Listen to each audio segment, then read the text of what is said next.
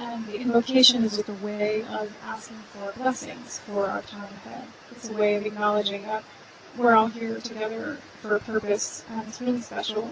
This configuration of people in this time will never happen again. It's such a unique moment. So it's a way of acknowledging that and giving ourselves permission, taking a moment to give ourselves permission to receive goodness, to receive blessings from this time. Because we really need our own permission to have those blessings come to us. They're always there, but we need to let them in. So that's what the invocation is about. And I play harmonium, which is an instrument just down here. You can't see it, but it's a drone instrument. I pump it with my left hand, and I play the keys with my right hand, so you'll hear it. And I just encourage you to take this moment, just the next 2 or 3 minutes as I chant this, to just really arrive here in the present moment. If you've chosen to be here today, be here with an open mind, with a beginner's mind. Let us all have a beginner's mind and an open mind and heart, and to just be really in the present moment. And so allow yourself to let go of anything that you may be holding or carrying, thinking about, and just be here in this time. My sessions usually go about 90 minutes, so please stay as long as you like. If you can stay for the whole ritual, I recommend it just because it has different parts to it, but you're welcome, free. Come and go as you like. So thank you again so much. I'm really, really happy to be with you today. So sit back, relax, let's go.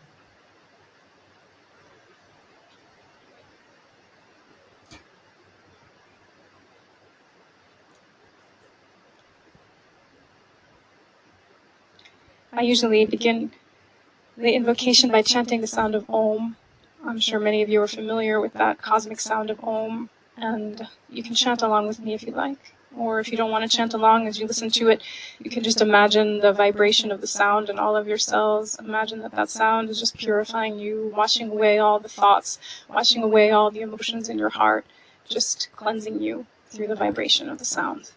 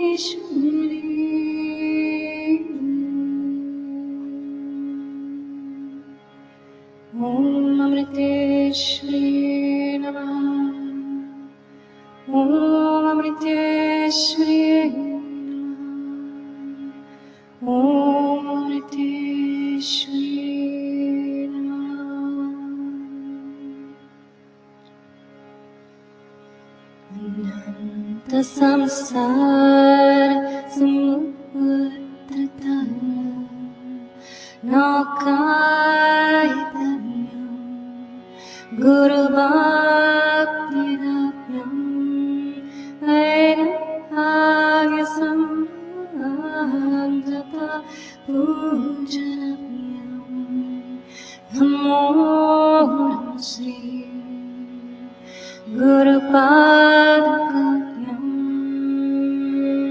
Namo Namaste Guru Padakam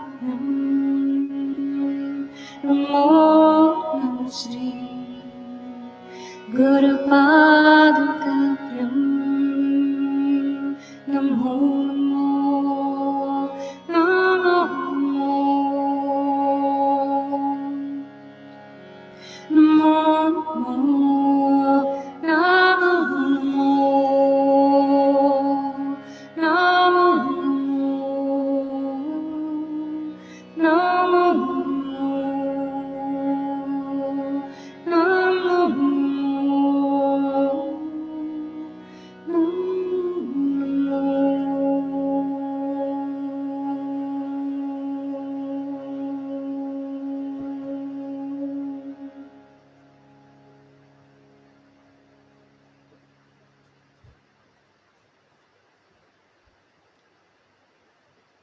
Take a breath in. Just hold for a moment. And then exhale, just release everything.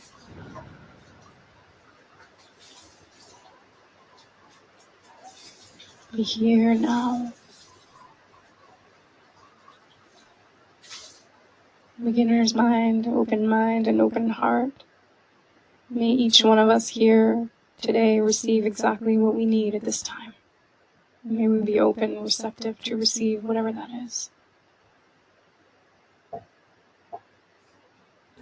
So thank you so much. So many of you have done this ritual with me before, because I've been doing it here on Insight Timer for a few years now. I used to do this ritual in person before the pandemic, but haven't been doing it in person since then. But I really love doing it here because we can gather from all over the world and connect to Mother Nature, connect to water in our own bodies, and have that shared intention for healing. So if you don't have a glass of water, I just want to remind you to get one. You don't have to do anything with it right now, but if you can get a glass of water, or it doesn't need to be in any particular vessel, whatever works for you, just have it here and set it aside. And when we begin the ritual, we'll use this water. So the equinox and the solstice, these are really sacred occasions. And I've spoken about it a lot in sessions past, but people all over the world from different cultures and traditions have always honored and acknowledged these sacred cycles. So when the equinox happens, it happens twice a year. It happens now in September and as well as in March. That is the time when there is a cosmic alignment and the sun is directly over the equator. So there's equal balance of light and day, light and night. And so the actual equinox is not happening until Thursday. It happens at 9:03 p.m. Eastern time. So wherever that may be in your time zone, like 2 a.m. I think in the UK, 6 a.m. in other 3 a.m. in other places, 11 a.m. I think in Australia. So that moment happens. It's just one moment. It's there and then tips over. But the light is changing. So in the northern hemisphere, when we have the fall equinox, we are moving slowly away. The light is moving away. And so the days begin to get shorter and darker, leading up to the darkest day of the year, the shortest day of the year, which is the winter solstice, around December 21st. And in the southern hemisphere, it's flipped. So in that time, it's the longest day of the year. It's the summer solstice. And I think it's beautiful how we have this balance. Northern and southern hemispheres, we're in different times, so different cycles of the light, everything is changing all the time. And I wanted to talk about that a little bit today. But just to acknowledge that this program is in honor of the equinox. And the equinox is really something that ancient people, like I said, around the world have always honored, because these are times where there's particular alignments in the sky. We forget sometimes that we are actually like cosmic beings. We're living here on this earth, which we forget we're even members of planet Earth, but we are also part of a galaxy a universe, and we're impacted by the movement of the stars and the sun and all of these things. You know, we have kind of moved so far away from that today, and I think that we're all hurting from that. We feel that disconnection. It's our nature to feel connected to nature, because we are nature. But, you know, due to our modern lifestyle, in many ways we've moved away from that, and so I think many of us suffer from that. So to just take a moment to acknowledge what's happening in nature is a way to just reestablish that alignment, like a little chiropractic adjustment to connect us back to the earth. So, but what I was going to say is just that people around the world have created very sacred places in the world that are, temples and pyramids and all kinds of different structures on the planet that were built in alignment with these cosmic days. It's actually incredible to think about how ancient people created many of these structures without our modern technology, and that they could create them so that the light would hit in a certain place exactly on the equinox, exactly on the solstices. It's mind-blowing, really. If you start to read about it or learn about it, for me, it's always a rabbit hole. I just go down like a YouTube rabbit hole, start watching all these things about different civilizations and the structures and things that they've created. It's amazing. But in the northern hemisphere, which is where I live, we are moving into the season of fall. And I wanted to talk a little bit about the seasons, because this is something that I've really been thinking about a lot. Obviously, people are living in different places on Earth, so the closer you are to the equator, the less variation there is in the seasons. But there are changes, when you're close to the equator. There's a dry season, a rainy season. It's never, with nature and the weather is never just the same. There's always fluctuations. But of course, the more north that you go, the more that there's variation. So if you live in Helsinki, obviously the light is very different in the winter than it's going to be if you're in Argentina or whatever. But I think this is so beautiful. The seasons, I think, are such an amazing teacher. I always say that nature is a scripture, and that's what I feel. I feel that everything we need to know is written in nature. If we learn how to read it properly, we can find all the wisdom that we want here in nature. The way that nature shifts and changes the different cycles, what she shows us about our own nature and how to live, accepting these different cycles and seasons within ourselves. I think that people used to live much more in alignment with the seasons. Before there was electricity, people went to sleep when the sun went down. People ate locally, right, with the seasons. So if you were in the Arctic, you weren't eating a banana. Oh, I'm not sure if anybody else is having sound issues. Sometimes you just need to exit the live session and then, or close the app and come back in. So hopefully that will help. I hope it works. So people would eat locally. It's very low? Really? Is it very low? Well, I just tried to turn it up a little bit. I hope. Okay. Hopefully that's okay. Okay, thank you. So what I was saying is that, people used to live, very much in attunement with the seasons of where they were in their local place. So if you were living, like I said, in the Arctic, chances are you're not eating bananas because there are no bananas growing in the Arctic.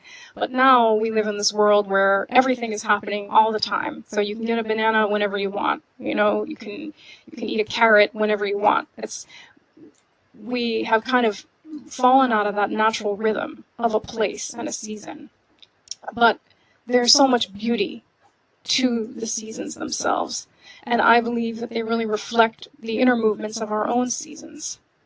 And I think that in the world that we're living in today, we often don't allow for inner seasons to happen, for these shifts to come.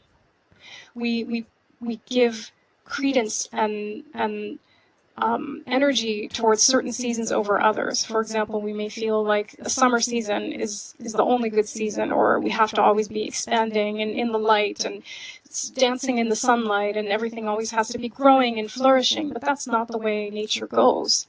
Nature has these periods of growth and abundance, and then of decay, of letting go, right, of death. These are the different cycles that we move through in our life. And if we only favor certain ones, we're not really honoring the truth of our human experience. It's something that I found.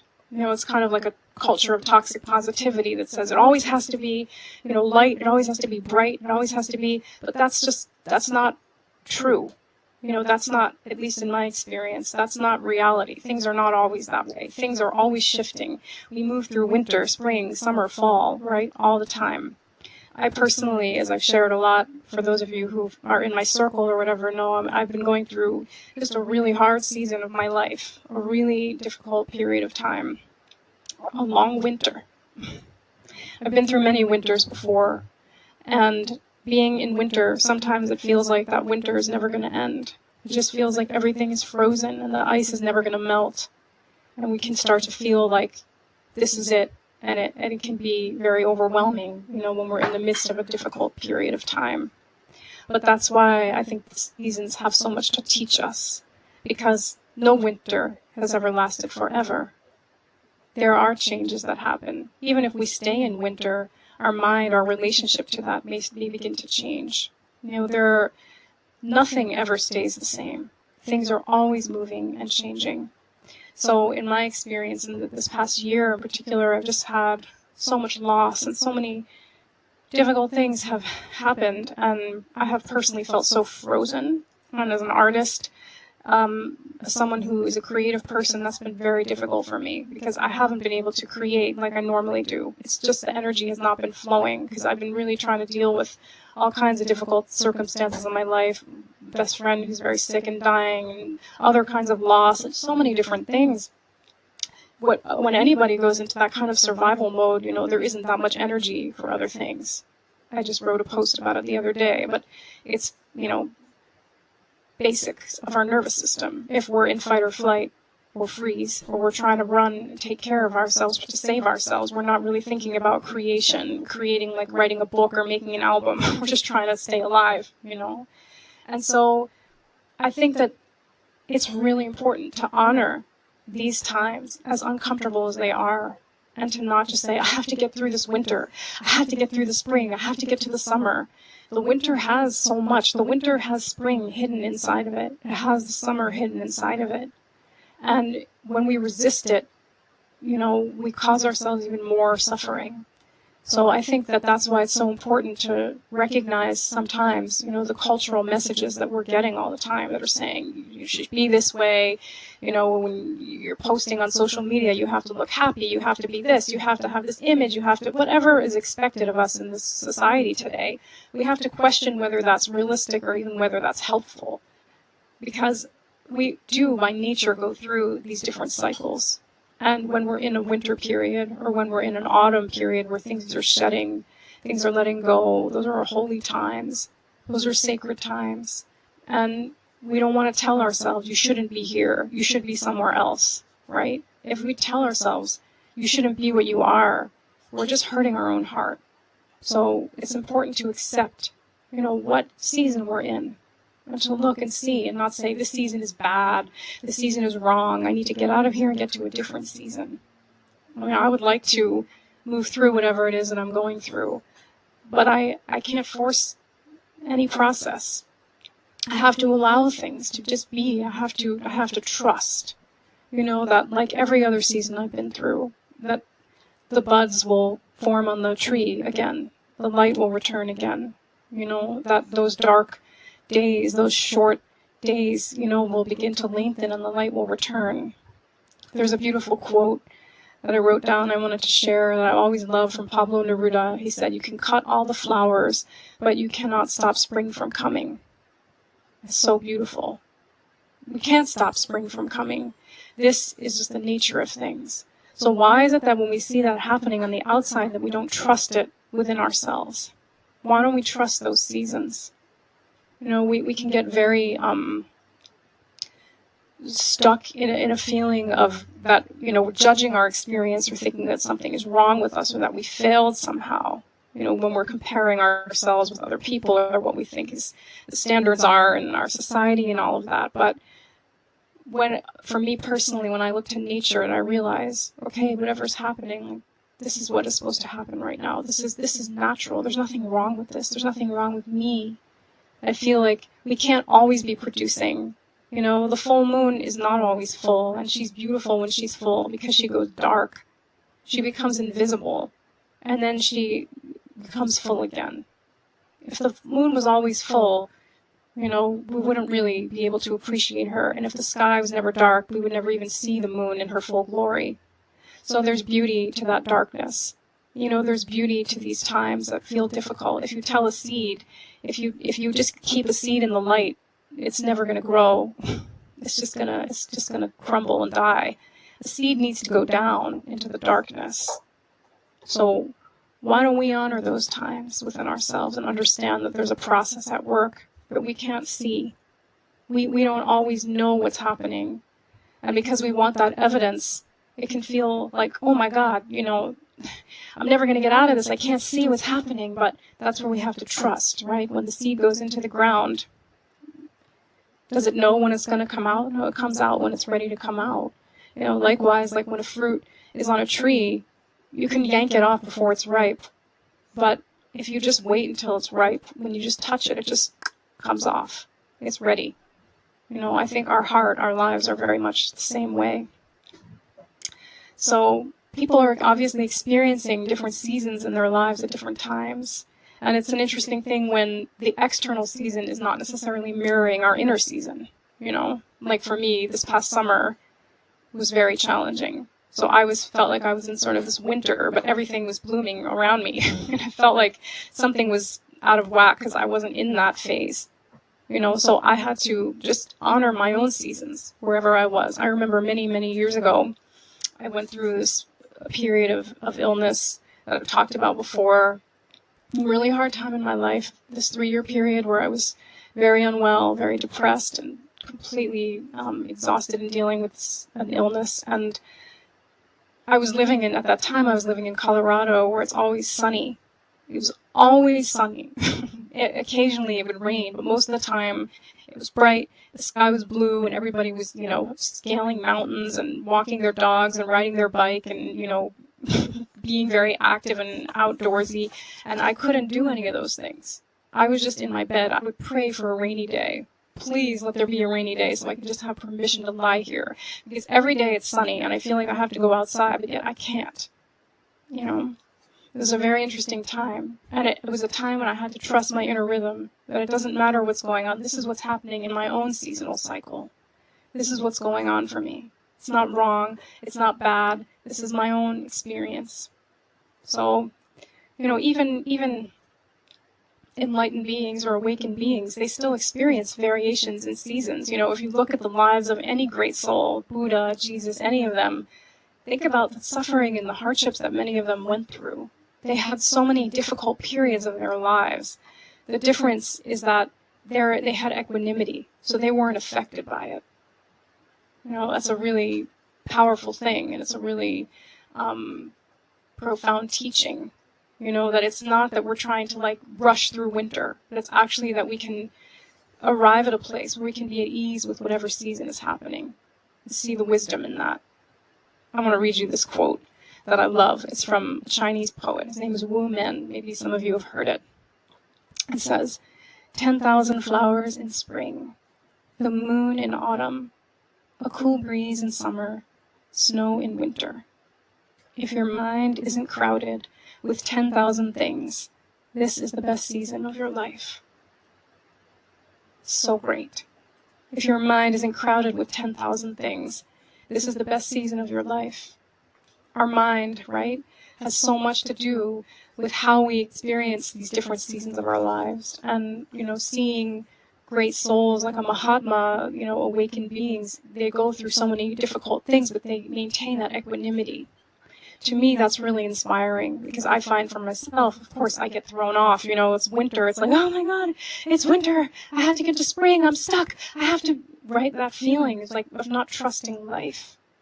So I love the process of honoring the seasons, even just externally, because it's a way of honoring them inside and coming back to that place of trust and realizing we don't have to rush whatever process we're in. How can we just be at ease with whatever is happening? How can we find a place of deeper trust, to trust that nature within us, you know? I mean, this is a huge conversation. Obviously, there's so much I could say about it, or we could talk about it.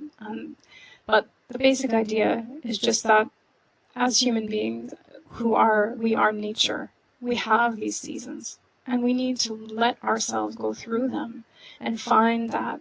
How many people say, it's cliche, but how many people say, oh, that difficult time in my life was the biggest blessing that ever happened to me? In hindsight, that is a very common thing that people will say about hardship. Nobody's inviting difficulty. Nobody wants to invite difficult things into our lives, but it is true that sometimes these winter seasons that we go through, or these autumn seasons, they have so many gifts.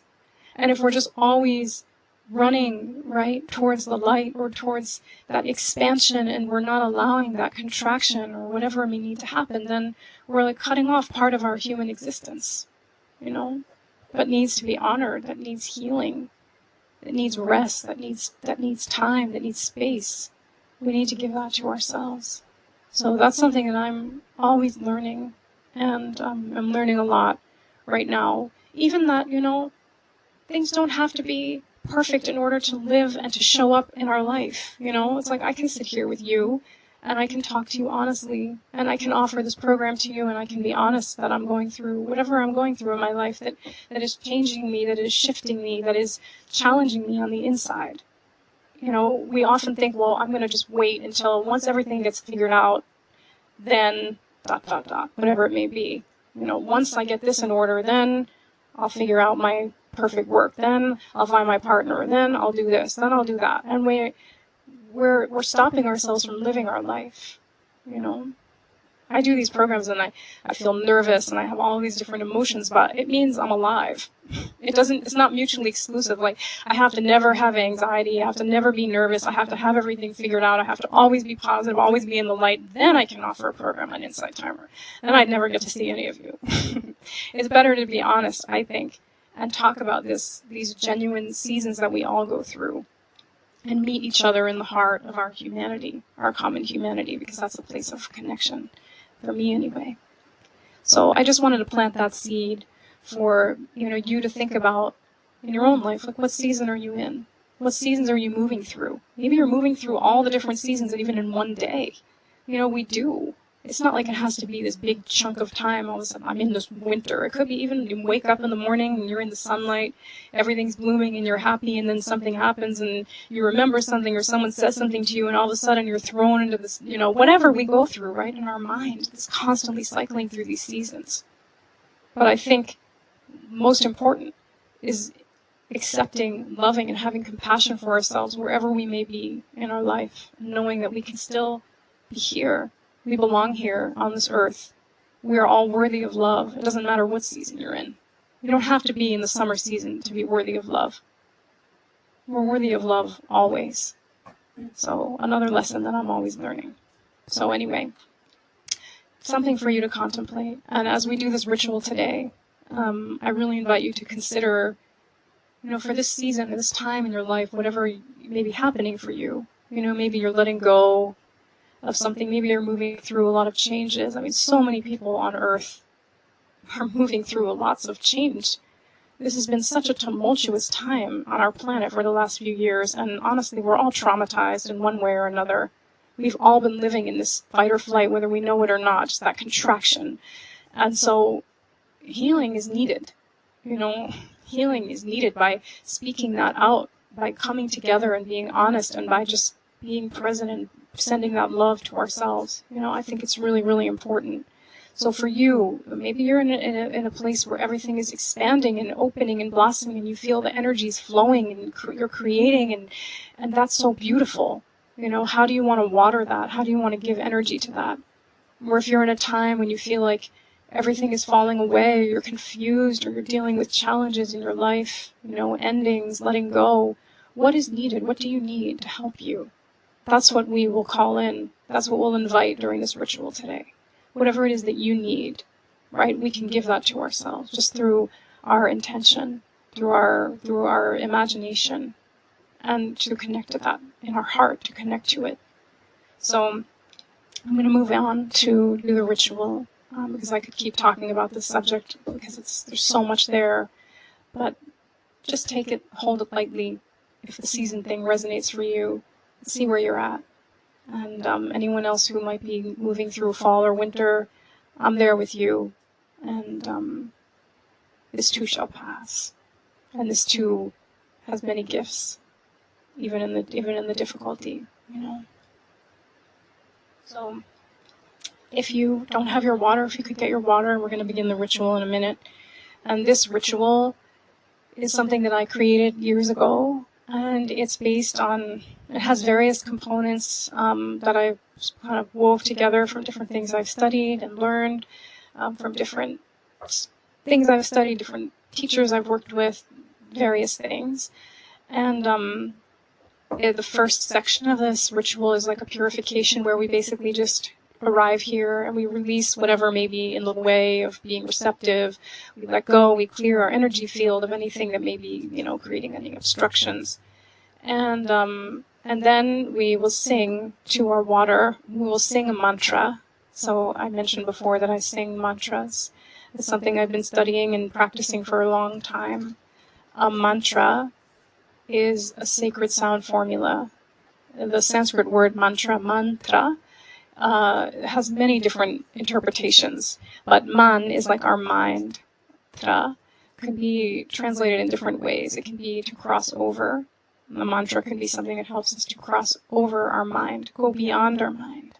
It can also be something that protects our mind from itself, because our mind can be our own worst enemy. So we need to protect our mind, and a mantra is helpful for that. It's a tool that helps us quiet our mind down. And it's a vast ocean of wisdom about mantras. So much could be said about that. But really, these sounds are very ancient and very sacred, and they've been passed down for thousands of years unchanged. Initially in an oral tradition, but now we can find them written, of course. And they contain the vibration, a very, very healing and awakened vibration. Those who discovered these sounds, they didn't make them up. They heard them because the sounds exist in nature. So the seers or the rishis who gave us these mantras, they heard them in the depths of their meditation, they articulated them, and then they've been passed down. So it's really a privilege and an amazing blessing to be able to hear mantras, to chant them, to get to know them, because they are no different from us. They are actually just an expression of our true self in the form of sound. So when we sing a mantra to water, we purify the water. You know, a mantra is a very purifying thing. You know, there's so much research now about sound and vibration. I could talk about that for a long time. It's an area of very strong interest to me. How sound works and how it can transform our consciousness as well as matter. And water, as we know, we are made of about 70% water, and water is such a precious commodity. It's something that we really don't appreciate that much, but there's a major water crisis happening on this planet right now, and there are so many people who don't have access to clean water, and we really need to protect and care for water. And as I like to say, not only the water in our glass, but the water in our body. You know, we're polluting the water on this earth. We're also polluting our own waters through negative thoughts, you know, through our negative thoughts about ourselves, through those looping, judgmental, hateful thoughts that we have, whatever they may be. Imagine what we're doing to those waters in our own body. There have been so many interesting studies and research done about the power of water, and I studied for some time with the Mamos, who are a group of shamans from the Sierra Nevada de Santa Marta in Colombia, and they are stewards of the earth, and they talk about water, that water has memory. Many indigenous traditions speak about this, and now, you know, modern science is also talking about it as well. So this water that we just think of as water is actually a powerful conduit, and we can cleanse it, we can transform it with our intention, with our mind, with our voice, with all of that. And then as we do that, once we clarify this water, then we can infuse it with whatever it is we want. It's like a blank sheet of paper. You can write on it anything you want. So after we sing to the water, then we will infuse that water, each one of us, with whatever it is that we would like to imbibe. And by doing that, we change the structure of the water. So it's a very simple, but I think a very powerful practice, and it's a little more drawn out today but this is something that you can do every day in a super simple way, just by acknowledging water, thanking it, blessing it. And at the end, before we do that, I always like to offer an apology to water for the ways that I feel like I don't appreciate it, or that I abuse water, or that I'm not aware of it. It's not an apology that's done because we should be shaming ourselves and we're sitting there thinking, oh, I'm horrible, I'm so sorry, I'm awful, I didn't appreciate you. It's not that kind of thing. It's just acknowledging, water, I never see you. You know, if you have someone you love in your life, you never see them, you never acknowledge them, you never thank them, that person, it's going to have an effect on the relationship. So our relationship with the natural world is the same. Why? This is a sentient situation in here. This is a sentient thing. So by acknowledging it, it's deepening that relationship and that love between us and this element that is so crucial to our survival. So when we just say, I'm sorry, and thank you to the water, it's just a way of saying, I see you, and I haven't seen you, I haven't appreciated you, I've been using you, I've been bathing in you, I've been drinking you, I've been cooking with you, and I haven't even thought about how much you do for me, so thank you. So that's towards the last section of the ritual. So we're going to begin. And I know many of you have done this ritual with me before, and I like to keep it, I change it a little bit, but I like to keep the basic essence of it the same, because as we get familiar with doing that practice, there can be like an ease and a relaxation that comes from knowing that practice. And then you can kind of let go of your mind and just really be fully there. And there's something beautiful about having that as a ritual, for me, I feel anyway. So, and if you're new to this, again, I invite you to really just have an open mind. Ritual is an amazing thing, and we've lost a lot of that. Like I was saying in the beginning, people used to be much more connected to the cycles of nature and honor those cycles through different rituals. And there's something very special about that. And I feel as modern people, to bring that back into our life has so many benefits that it can give to us. It's very healing, especially to be able to do it together in a community and of people from all around the world. To me, that is so moving, that we could sit here together and bless our water in that way. So we're going to begin. And if you can be in a place where you won't be disturbed, that's ideal. Just be comfortable wherever you are. If you want to lie down, you can, but there'll be various steps, so you might want to sit up at least for the beginning, and then whatever feels right to you. Again, and anything that I'm doing, I'm offering a map, and how you choose to, walk the trail is completely up to you. Trust yourself, listen to yourself always, and I'll offer what I can to guide that way. So we're going to begin now with the purification part, and just be here, and let's begin.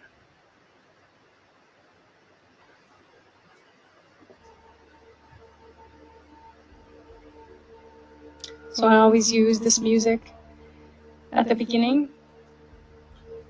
This is music from an Australian musical group called One Tribe, and I have their permission to use it. I don't know how well it translates on the phone or whatever, but it has this heartbeat drum of the heartbeat of the earth that I think is really grounding and can help to connect us to the earth.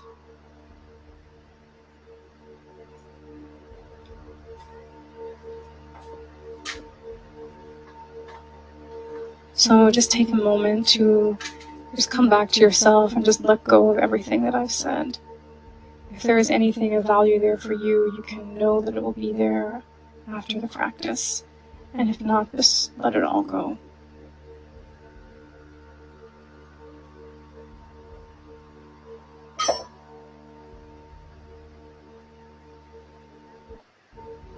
So wherever you may be, whether you're lying down or sitting on the floor, on a couch, in a chair, in your car, wherever you are, just become aware that you are sitting on the earth, on Mother Earth.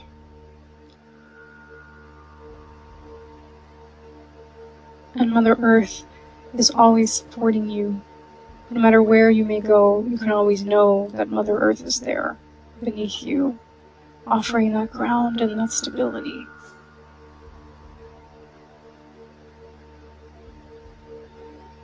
So in any way that feels right to you, just make a connection to the earth. In Sanskrit, Mother Earth is known as Blue Devi.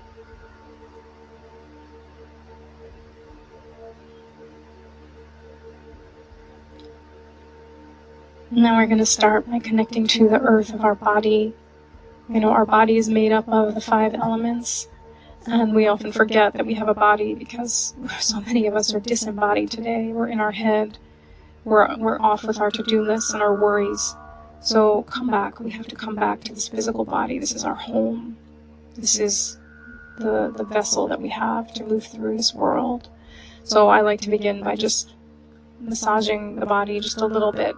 You don't have to have any fancy skills for this. The point of it is just to connect to your physical form, the earth of your being. So you can massage your head, or your ears. Always nice to massage your ears. All of the acupuncture points go through the ears.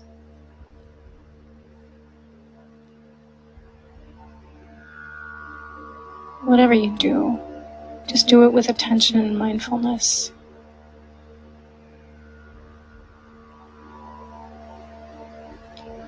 Maybe it's been quite a while since you connected to your body.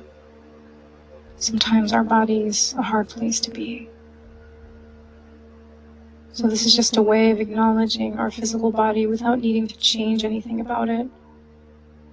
Just saying hello.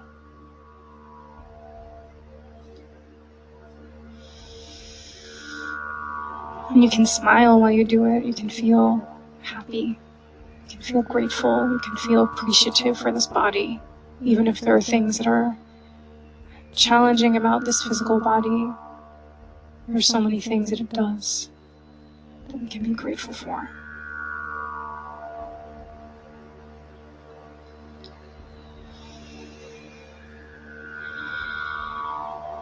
Now we're going to rub our hands together. We're going to generate energy between our palms. If you've ever practiced Qigong or other types of energy modalities, maybe you've done a practice like this where you rub your hands together and then you gently pull them apart and you feel the energy between your palms. It's really amazing because it actually is such a tangible reminder that we're not just a physical body. We're actually energy beings as well. So feel that heat, feel the generation of that heat. And when you're ready, you can just slowly pull your hands apart and just feel that force of the field of energy there. Really focus on that. What is that?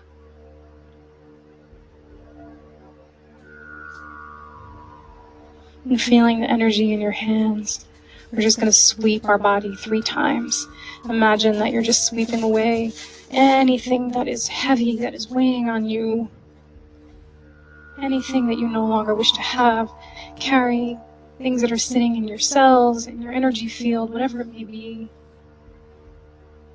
Your palms, feeling them alive, feeling them cleansing you.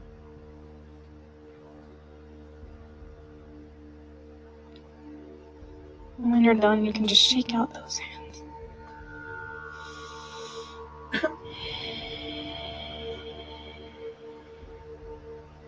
Just see, notice if you notice anything different. Maybe you do, maybe you don't. And we're going to do it one more time. Just rub your hands together. Really do it as a mindfulness exercise. You know, mindfulness, everything can be a practice in that regard. It's just anything we do with attention.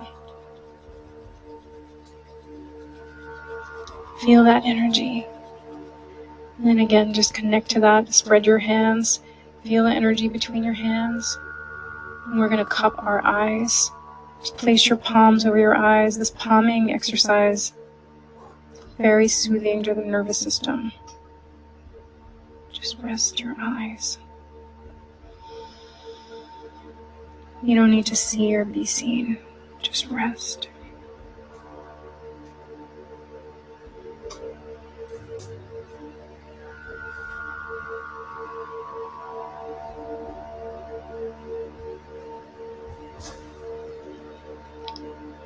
You can let that go.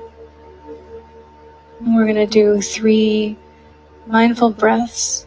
And as we do these breaths, we're going to inhale, we're going to hold for a moment, and then we're going to exhale and release whatever is left that needs to be released. And release particularly any thoughts, emotions, energies that are not ours. Especially for those who are sensitive and empathic, we tend to absorb and pick up things all the time. And so to have an awareness of our energetic hygiene is really important. Just release anything that may not belong to us.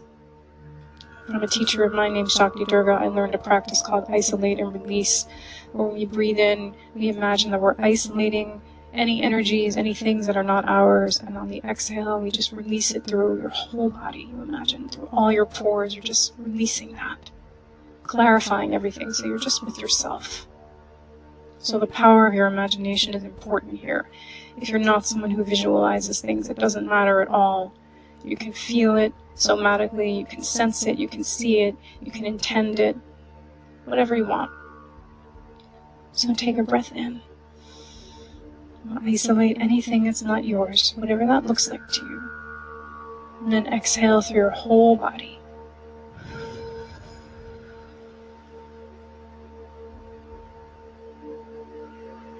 Breathe in.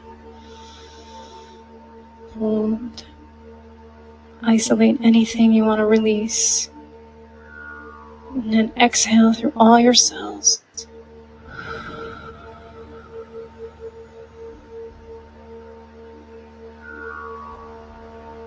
Last time. Breathe in. Hold. And exhale everywhere.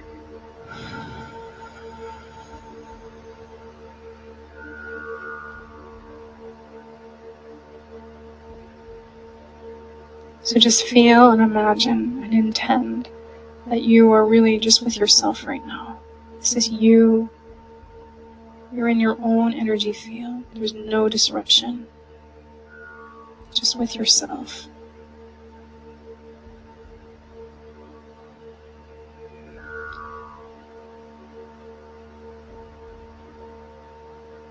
If you want, you can put a hand on your heart, just an acknowledgement of your true home.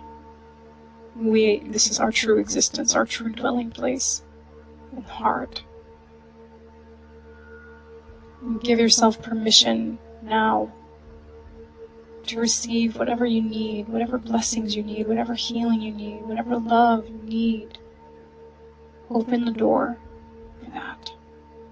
Because you are worthy of it. We all are. That's our birthright.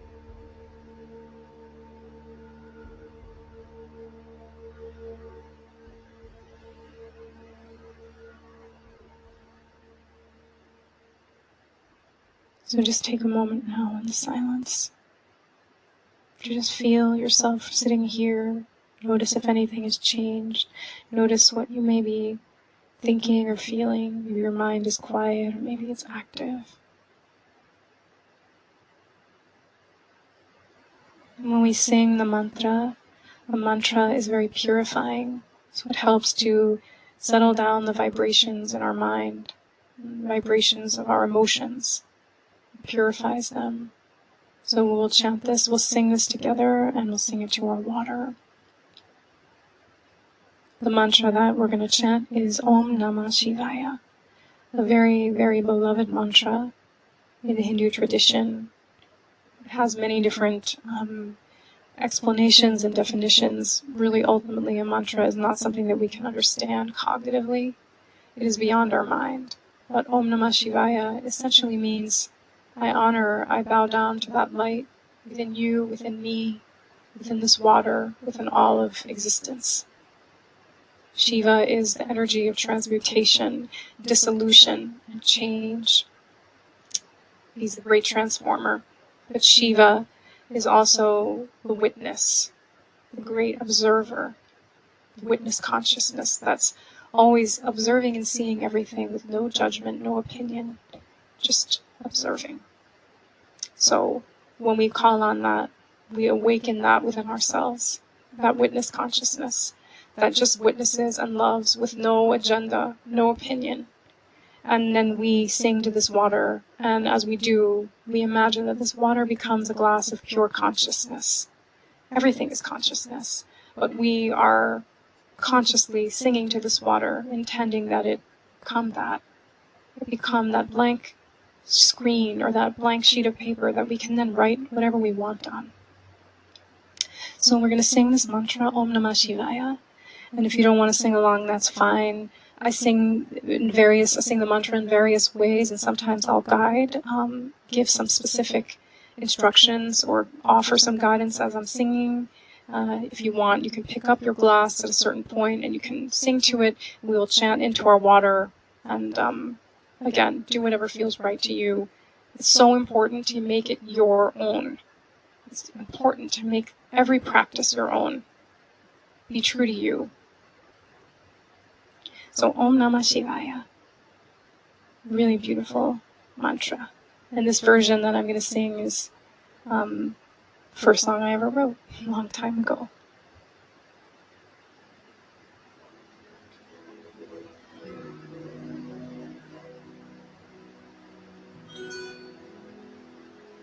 So you don't need to hold your water yet. You can if you want to, just keep it near you.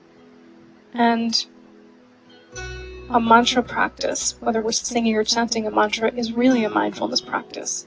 So it's our mind's nature to just go far. It wants to wander. That's its nature. We don't have to beat our mind up for it. That's what it's designed to do. But when we chant a mantra, it's just like watching our breath. We just bring it back. As your mind starts to go, just come back to the sound. Come back, just gently. You don't need to force anything, yank anything. Just be easy and just come back. Om Namah Shivaya. Om Namah Shivaya. My mind is gone. Om Namah Shivaya. Remember what you're doing here.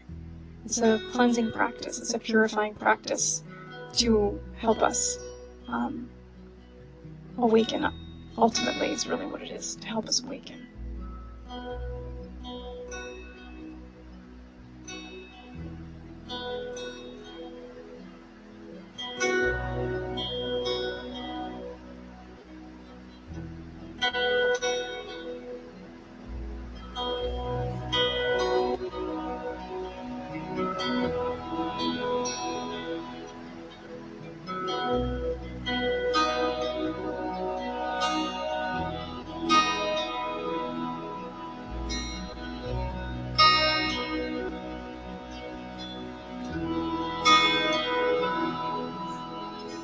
Om Namah Shivaya.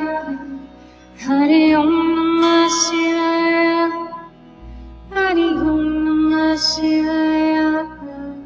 Hari Om. Om Namah Shivaya. Hari Om Namah Shivaya. Om Namah Shivaya. Hari Om. You can sing with me if you like. Om Namah Shivaya. Hari Om Namah Shivaya. Hari Om Namah Shivaya. Hari Om. Om Namah Shivaya. Hari Om Namah Shivaya. Hari Om Namah Shivaya. Hari Om. Om Namah Shivaya.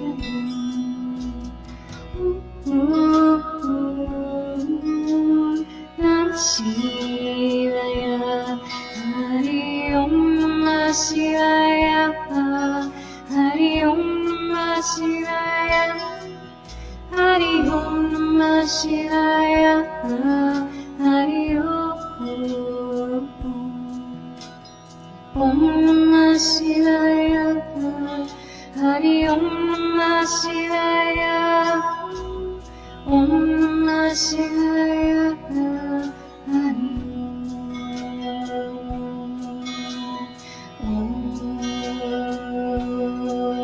Hari Om. Om Namah Shivaya. Hari Om. Om Namah Shivaya.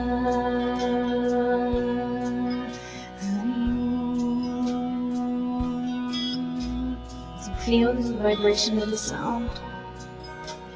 Om Namah Shivaya. I honor the light within me. I honor the pure consciousness within me. Even if our mind doesn't know what that means, our heart does. There's something within us that is unchanging. No matter what season we may be in, there's something within us that doesn't change. What is that? That is Shiva. So we call on that and connect to that when we sing this mantra.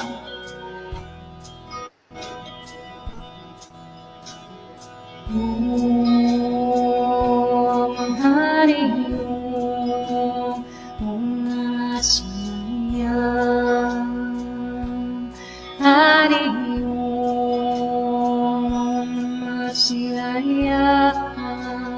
Om Namah Shivaya.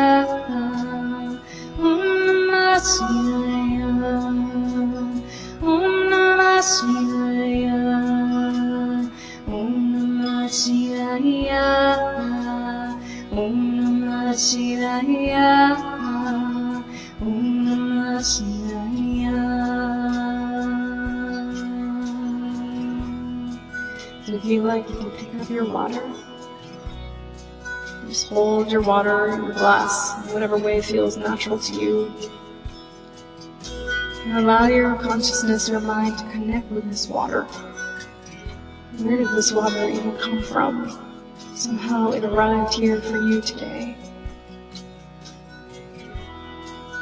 So any imprints that this water may have in it, from whatever journey it's taken to arrive in the glass, we're going to just clear those. We're going to sing to the water.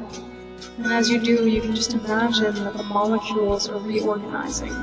It's changing its structure, becoming the most pure glass of water, pure glass of consciousness. So imagine that you're sending that mantra into the glass of water, in whatever way you like to imagine that. And try to watch your mind. If your mind goes to judgment, just watch that. And just try to drop it, try to let it go and be here so you can have this experience. Om Namah Shivaya. Hari Om Namah Shivaya. Hari Om Namah Shivaya. Hari Om. Om Namah Shivaya. Hari Om Namah Shivaya. Om Namah Shivaya. Hari Om. Om Namah Shivaya. Hari Om Namah Shivaya. Om Namah Shivaya. Hari Om. Now we're going to chant Om 3 times into our water. So you can chant with me. Just imagine that the sound is just purifying every molecule of this water. Send that sound into the glass. And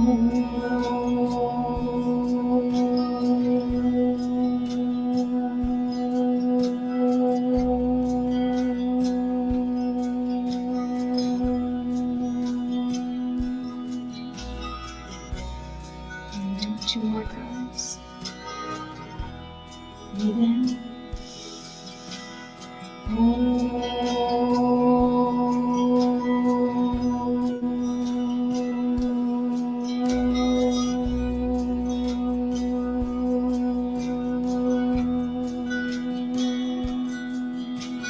Imagine this glass is filling with light. I'm going to sing it one last time.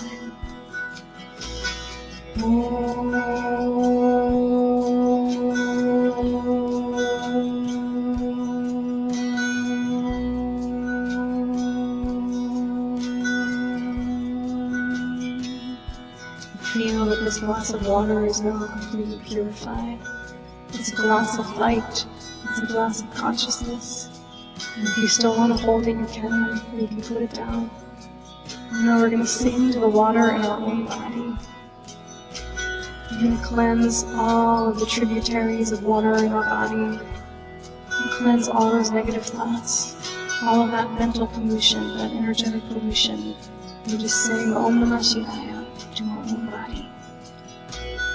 Om Namah Shivaya, Hari Om Namah Shivaya, Om Namah Shivaya, Hari Om. Om Namah Shivaya, Hari Om Namah Shivaya, Om Namah Shivaya, Hari Om. Om Hari Om Tat Sat. Om Namah Shivaya, Om Namah Shivaya, Om Namah Shivaya, Om Namah Shivaya.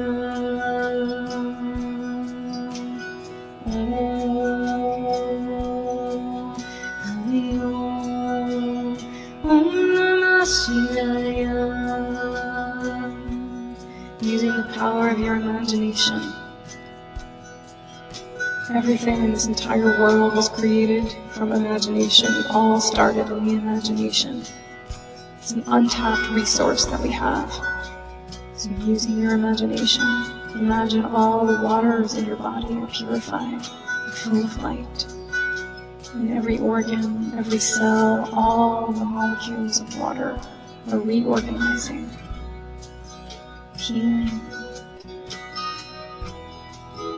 Whatever that looks like to you, just imagine that. And sing only one time to all that water in our body. Imagine that crystalline structure of the water.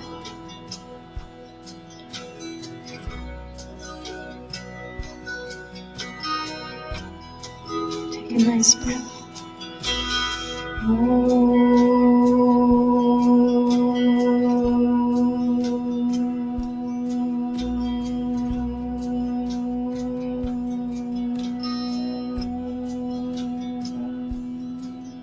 Send love, send gratitude to the water in your body. Just feel, thank you so much to water, to the water in my glass, the water in my food, the water in my body, the water on the earth. We send that love to all the waters of the earth. And just say thank you.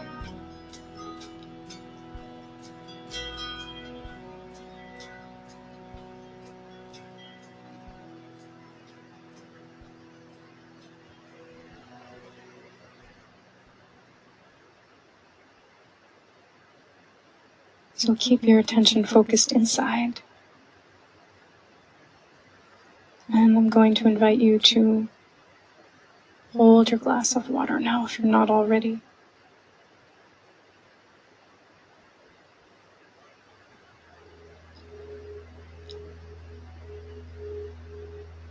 First, just take a moment to feel, what do you notice in you, in your body, in your mind, your heart, your energy?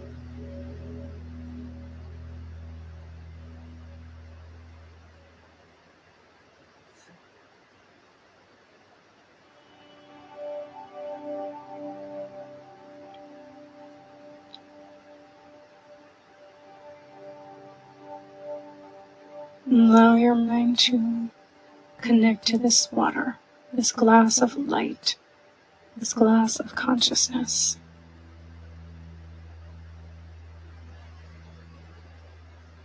Water is with us every single day. And we have so much to be grateful for water. So cleansing, so purifying. It teaches us so much about gentleness and strength, how to flow, how to move around obstacles.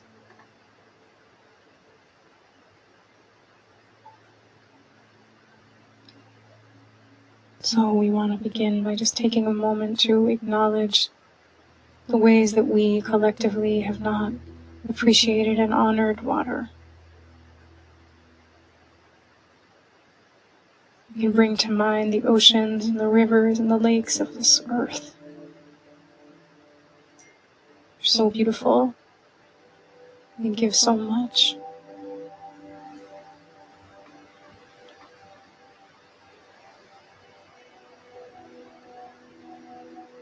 And let us say to this water in our glass, and to all of the water everywhere, I'm really sorry. I'm so sorry that I haven't paid attention to you or thanked you when you've given me so much.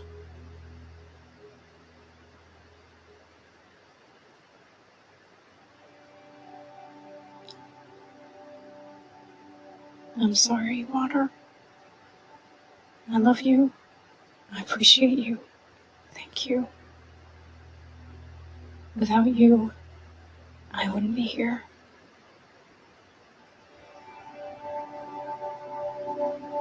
So feel a sense of gratitude in your heart for water and all that it gives you. And just allow that gratitude to just overflow from your heart into this glass.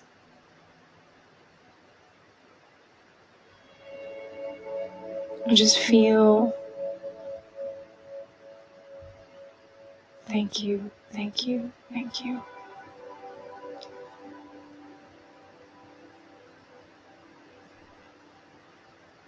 Now let us offer an apology to the waters in our own body. My beautiful waters, I am so sorry for the ways that I've polluted you with my harsh thoughts and words. I've been so hard on myself. I've said such unkind things to myself, and I'm sorry.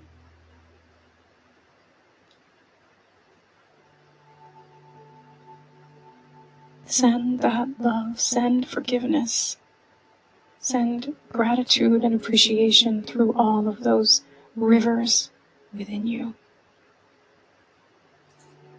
And make a commitment, all of us, to not pollute those waters anymore.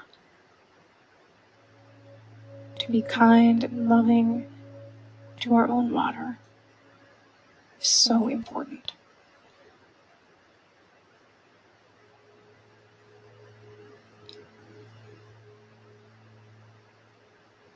And now allow yourself to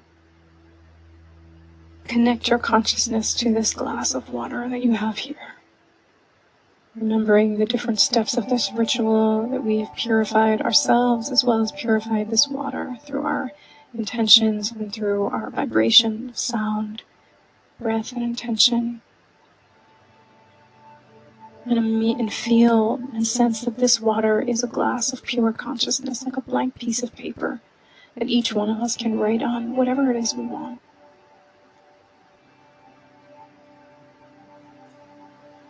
This water is here for you. It's arrived here for you today. So what is it?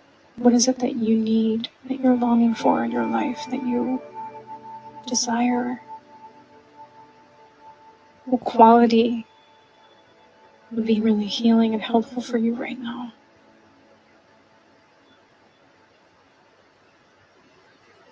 Whatever season you may be moving through, really connect to yourself and think, what is the medicine that I need? Maybe it's trust. Maybe it's acceptance or clarity. Maybe it's kindness, forgiveness, ease, whatever it is for you. Bring it to mind so you can feel it, feel that energy, whatever it is. Everything is vibration, so every word, everything has its own energy, its own frequency. So bring that to mind, whatever it is, that medicine for you. And through the power of your imagination and your intention, imagine that you're filling this glass. You're writing on this blank piece of paper, this glass of consciousness. You're infusing it with that prayer, that blessing for yourself. Whether it's an affirmation or a word or an image or a color, whatever it is.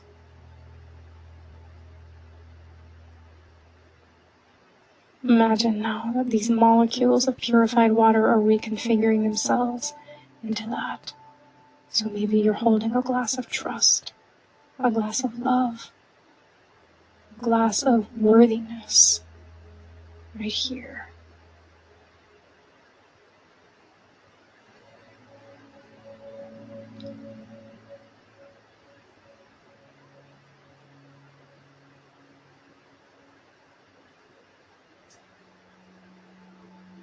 And then once you feel that, once you really infuse that water, once you imprint it with that intention, with that prayer for yourself, in your own time, in your own way, you can begin to drink this water. You don't need to drink it all now, but you can at least have one sip as a meditation. So feel and sense as you drink this water that this glass of whatever it is you're giving yourself, it merges with you, becomes a part of you, becomes a part of your whole being. Every cell begins to vibrate with whatever it is that is in that water. So in your own way, feel that. Really, with your attention, take that water into yourself.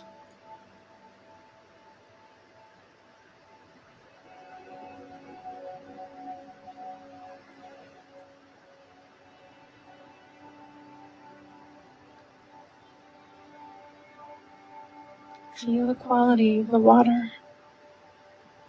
Feels different, tastes different.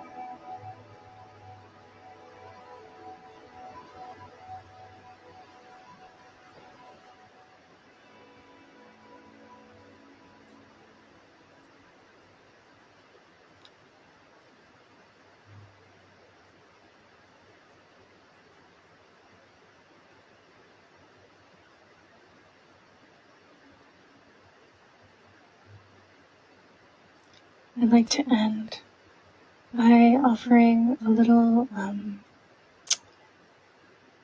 prayer, a blessing. I'd like to read to you about the seasons. Many of you will know this because it's from Ecclesiastes 3. Or if you know the birds, turn, turn, turn. Everything. There's a season, a time for everything. So I want to offer this to you as an opportunity for you to come full circle with what we talked about in the beginning. Whatever season you're in, accept that, love yourself wherever you are. Recognize that there's an intelligence to this life. Even if we don't see it in the moment, even if we can't connect to it, if it feels far away, it's there. It's hidden, in the trees. It's hidden in the flowers. It's hidden in the earth. It's hidden in everything in this world. It's reminding us. Don't give up. The flowers will come. The trees will blossom again. So you can close your eyes or just take this in. It won't be new for some of you, but let's meditate on these words that are so beautiful, so ancient from the Bible. There is a time for everything, and a season for every activity under heaven. A time to be born and a time to die. A time to plant and a time to uproot. A time to kill and a time to heal. A time to tear down and a time to build. A time to weep and a time to laugh. A time to mourn and a time to dance. A time to scatter stones and a time to gather them. A time to embrace and a time to refrain. A time to search and a time to give up. A time to keep and a time to throw away. A time to tear and a time to mend. A time to be silent and a time to speak. A time to love and a time to hate. A time for war and a time for peace. There is a time for everything, and a season for every activity under heaven. Whatever time you are in, may you meet that time with kindness. Don't turn away from your heart, no matter what season you may be in. Let us not abandon our own hearts, no matter what we may be going through. Our heart needs us, and our heart is always there. No matter how much we may turn away, it's always there waiting, with equanimity and compassion. So send love to yourself, send love to your water, send love to your cells, and send love to the circumstances of your life, whatever season that you may be in, knowing that there's so much more that you don't yet know. Maybe you can't see the flowers blooming on the trees yet, but they're hidden there in the branches, even when the branches look dead.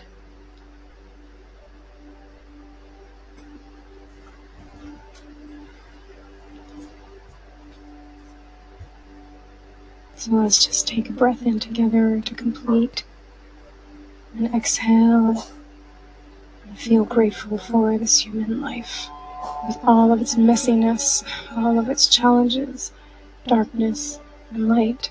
We still are so blessed to be able to gather here together to share this experience. It's a moment in time that will never be replicated again. So breathe in, hold, and then exhale, release.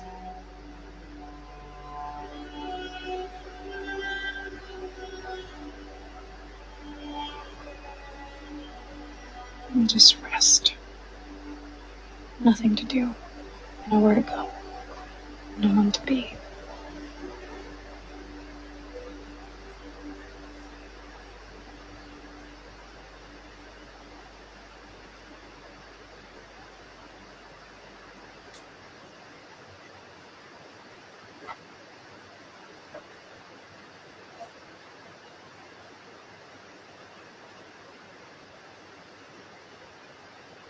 I'm going to end and seal, complete the ritual as I do every session by chanting Loka, Samasta, Sukhino Bhavantu.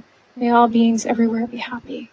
This prayer is a really important one, and it's a way of dedicating the merit that whatever goodness that we've generated here together, we offer it to the whole creation. We offer it to every being. This is a Buddhist practice known as dedicating the merit, and the mantra is a prayer and a wish for the well-being of all. Because the well-being of all is the well-being of us, and the well-being of us is the well-being of all. Everything is interconnected. So, Loka, Samasta, Sukhino, Bhavantu. May all beings everywhere be peaceful and happy. 9 times.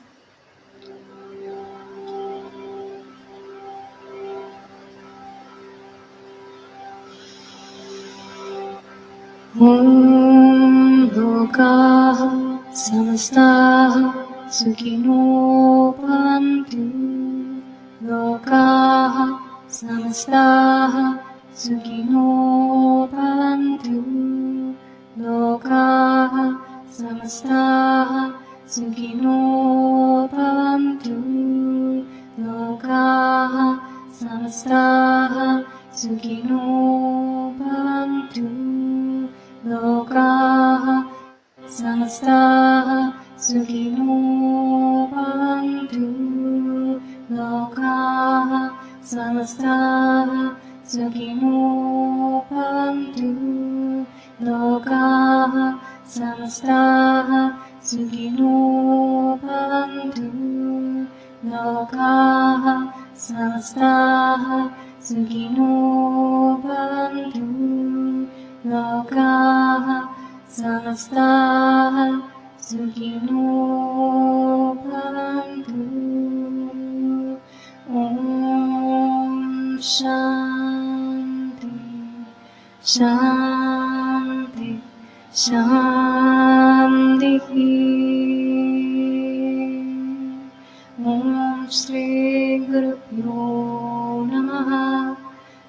Hari Om.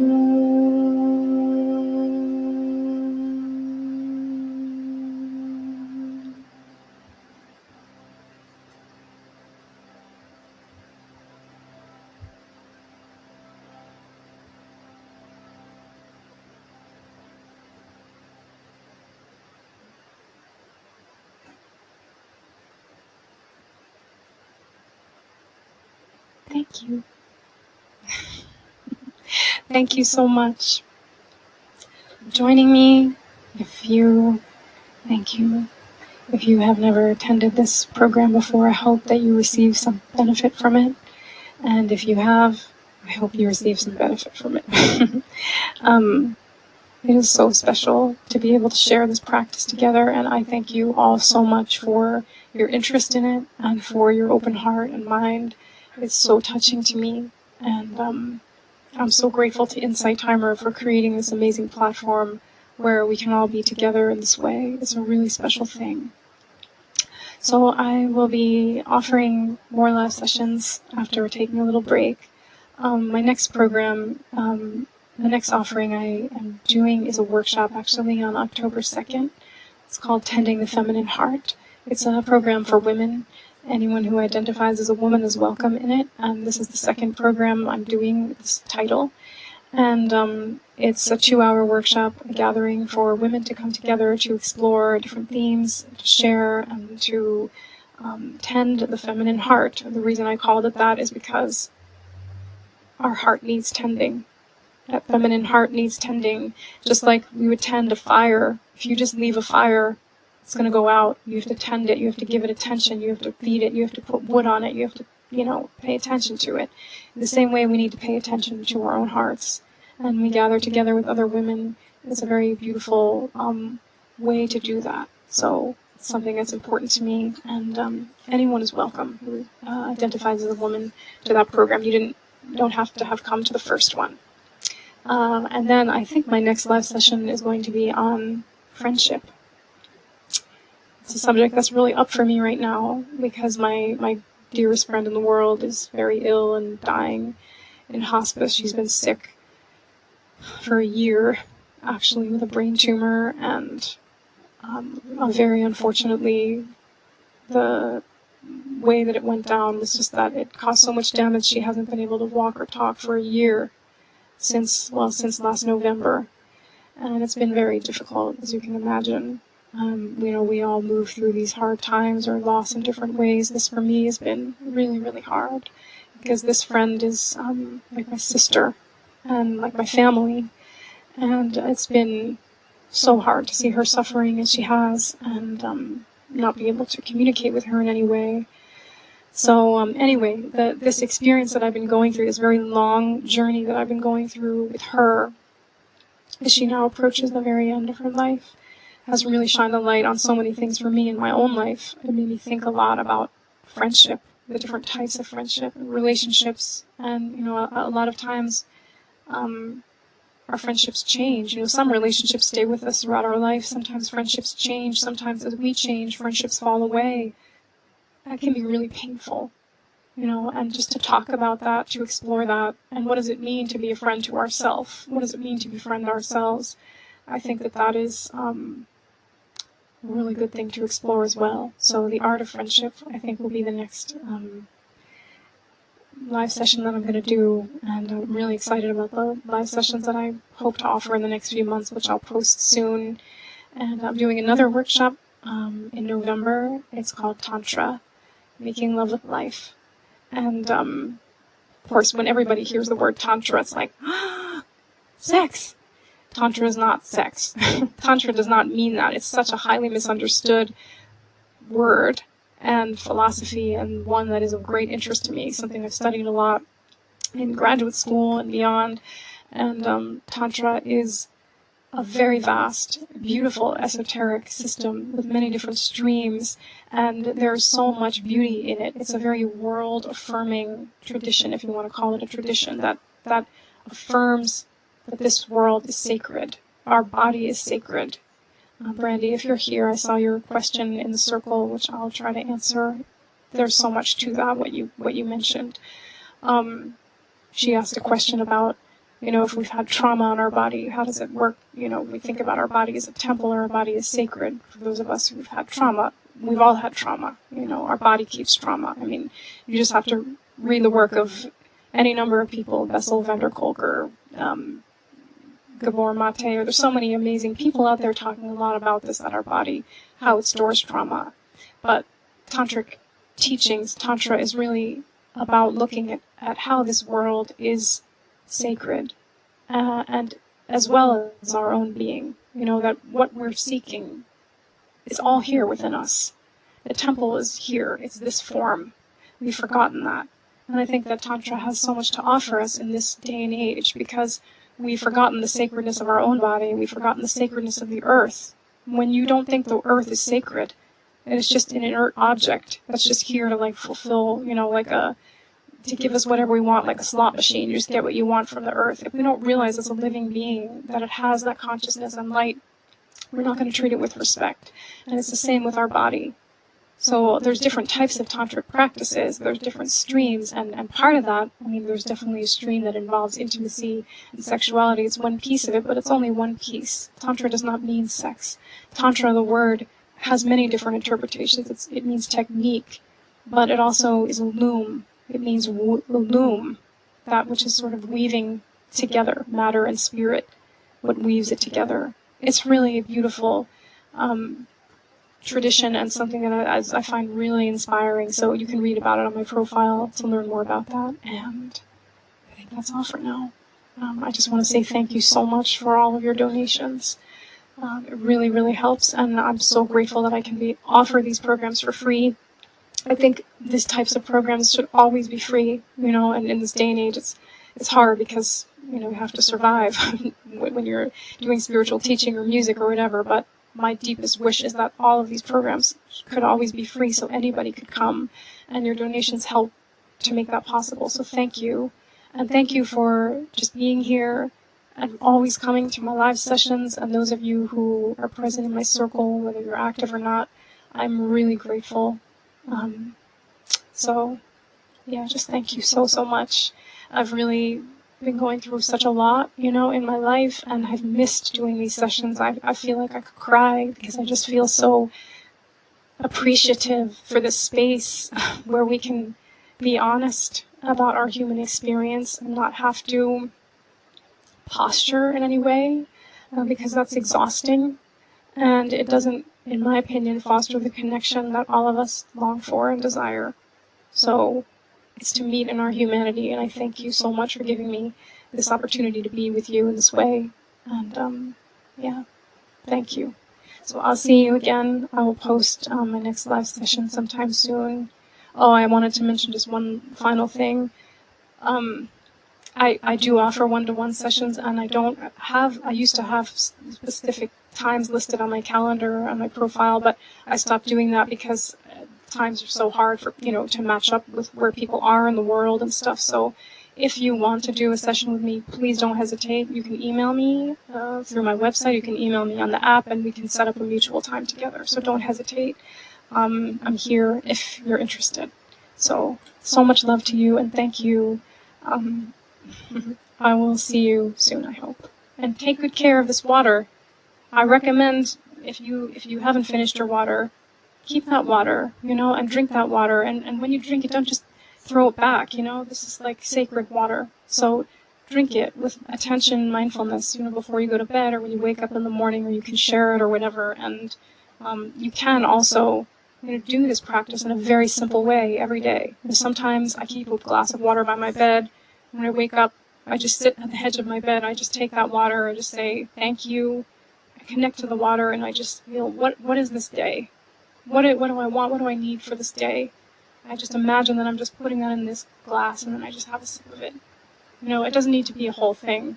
It can be. It's nice when it is, but it can be simple too. So I just offer that to you. Okay. Lots of love, and thank you. Insight Timer does record all of the live sessions, but they haven't released any of them yet. So I really hope that they will at some point, because there's so many sessions now, and just sitting there, and I would love for those who are interested to be able to watch them. So I'll find out. All right. Lots of love and thank you. Let me see if I can remember how to turn this off. I'm rusty. It's been a while.